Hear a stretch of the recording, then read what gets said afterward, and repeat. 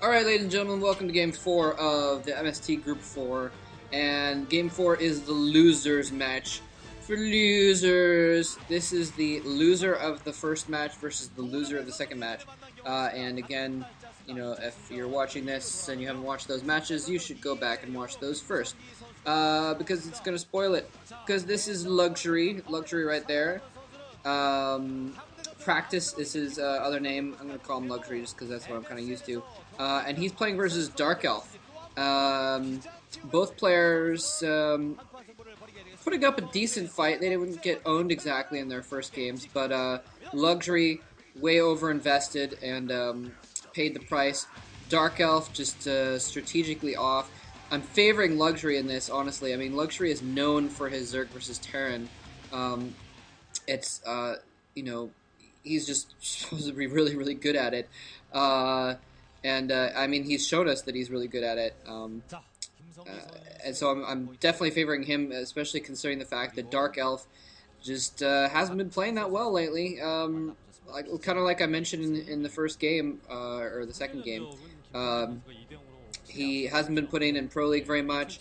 He hasn't been put in. He hasn't been doing anything in the individual leagues very much.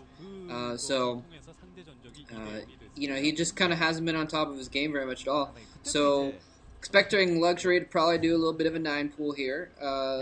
Like I said in the other game, he kind of does that a lot. Usually versus Protoss, he does that.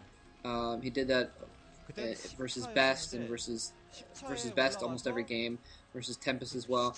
I mean, it's pretty good against Terran as well. And the advantage of it is you go for the 9 pool, and then you can switch over. You can get some quick Zerglings, even go for a Speedling Rush, and then switch over, put your drones back on minerals. Sometimes they don't even get the Speedling upgrade, which saves on minerals as well. And then you can just go, right into... You're getting your pool earlier, you're not getting your hatchery quite as early, but then you're at least getting some lings out to put pressure on, and then you can switch over basically and still not lose much time. Is my point. You cannot lose much economy in the long run. So if that's what looks like, Luxury has decided to do the same thing he did before, though. He's going for this 9 pool build with the Speedling Rush. He did that against Tempest. Let's see if it works any better against DarkElf. DarkElf knows where he is now. Both players know where each other are. Luxury's going to be able to see this front door. Now the thing is this is risky because he's got lings coming already. He's actually canceled the extractor. It looks like he did the overpool to get an extra drone out. So, and that may have been because he saw what was happening. I don't know what the timing of that was, but he may have seen DarkElf putting down that barracks at his front door and decided to cancel the speedlings. He kind of knows at this point that it's not going to work because, like I was saying, DarkElf just has to wall in his choke, and then that'll be it. I mean, it'll ruin any chances that Luxury has of using those lings. He still has made those lings already, so he's going to send him out just to put pressure on anyhow. And DarkElf making a nice little blockade there, putting looks like he's got extra SCVs coming around just in case Luxury tries to break the door by busting it down, basically. Little pig, let me in. I'm going to kill your supply depot.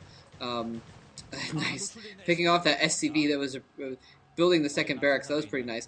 But, yeah, extra SCVs to repair buildings is more than enough to stop that.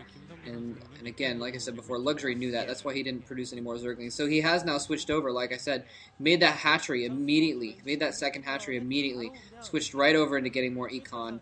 Now he's made a third hatchery. He's getting his extractor down, so he's going to start to tech up here a little bit, going off 2 bases. He's not decided to put that third hatchery in another base. Playing a little bit safe here with DarkElf with 2 barracks, and he doesn't know if DarkElf is going for an expansion or not. So that's good of him to go for the safer build a little bit. And he is putting out a lot of Marines here. Luxury is going to have to worry about a quick push by DarkElf a little bit. He's already getting a sunken colony down. Well, he's getting a creep colony down at least, and once that creep colony is down, he can morph it into a sunken very quickly if need be. He's moving his lings back. I'm not sure why he isn't keeping. Maybe he's bringing them back to kill the scouting SCV or to block future scouting SCVs from getting into his base. That might be what he's doing there. But he needs something. Okay, never mind. There's the Overlord. I was going to say he needs something to see when DarkElf is moving out. And now he actually sees the Overlord. His Overlord spots those Marines moving out. Actually, those Marines might have been targeting the Overlord. Oh, chasing the wrong way. Nope. Not gonna the Overlord scooching back and forth. It looked like DarkElf for a minute was going to try and go back and kill it in his base, but he decided not to. So, looks like DarkElf's probably going to... He's got his 2 medics out already. Very, very quick 2 barracks push. I think Luxury is going to be prepared for this, though. There's only 6 Marines in this group. What the heck? Okay, my disk is full. Sorry about that. That's why I started yelling at my computer. Yeah, so... yeah, only 6 Marines, and he's got a third Sun coming up. He's got Zerglings as well. I think he's going to be able to hold off. If DarkElf actually decides to push in, I think he's going to be able to hold off pretty well, especially since his medics are being stupid and chasing off that SCV. Yeah, so this is not going to go at all unless Okay, now this makes a difference though. DarkElf has brought in a couple fire bats. So it is possible he could do something with those fire bats. Those fire bats are going to easily be able to take care of those Zerglings. It's all going to come down to micro. If he goes in, it's going to come down to micro. If he can kill off those Zerglings with the fire bats and then go in with the Marines, it's possible he could be able to take that out. We'll have to see if he goes in, but at this point, I think if he was going to go in, he would have gone in already, and I think Luxury knows that. Luxury producing extra drones. He's feeling pretty safe right now. So in the meantime, yeah, DarkElf's just going to camp out there. I was worried for a minute there he was going to go in. Even though he had those fire bats, the advantage, I think, still went to Luxury on that. He's still routing forces to the front line, though. DarkElf may be thinking about going for a break after all, and Luxury... he's got the Overlord camped right over his base, so he's able to see all this stuff coming out. He knows this is coming. He's putting out a 4th sunken colony here. I think that's probably the best thing to do, safest thing to do here. Looks like the sunken is going to be up, so he's going to have plenty of stuff up there. Anyway. Oh, sorry. Oh, I guess he probably didn't hear that. Never mind. There was a little ding, and usually I have my recording set to record system sound as well for various reasons, and I didn't this time, though. I was just converting the the Pro League Finals games, and so the little ding that I heard was saying that the Pro League Final games had been finished converting, so I'm going to be uploading those pretty soon. Anyways, so it looks like DarkElf wisely has fallen back. He's gone for that expansion instead of trying to go for a sunken break. But he did he put a lot of pressure on Luxury, made him spend a lot of money on sunkens.